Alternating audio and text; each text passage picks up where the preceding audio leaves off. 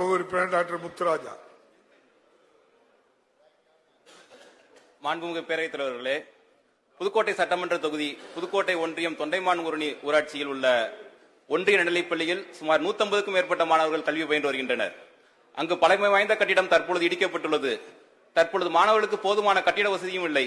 மற்றும் கரம்பக்குடி ஒன்றிய வளங்கொண்டான் விடுதி ஊராட்சி மீனம்பட்டி நடுநிலைப்பள்ளியில் சுமார் 350க்கும் மேற்பட்ட மாணவர்கள் கல்வி பயின்று வருகின்றனர்.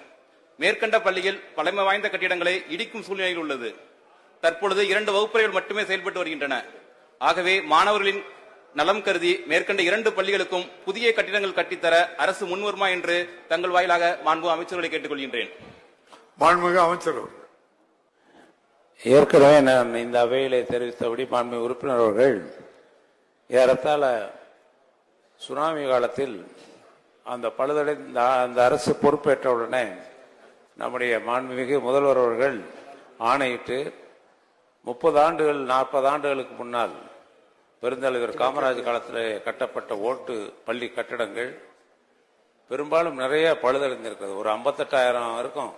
அதில் இப்போ 13,000 வகுப்பறைகள் கண்டறியப்பட்டு படிப்படியாக இப்போ அது செப்பனிடுவதற்காக முதல் ஆண்டு 800 கோடி ஒதுக்கி தந்தார்கள்.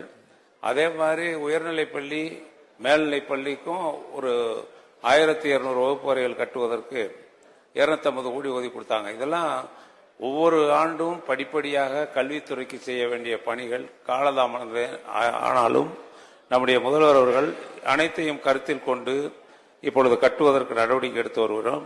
இந்த ஆண்டு நம்முடைய மாண்புமிகு உறுப்பினர் சொன்னதில் அந்த பள்ளியினுடைய நிலை குறித்து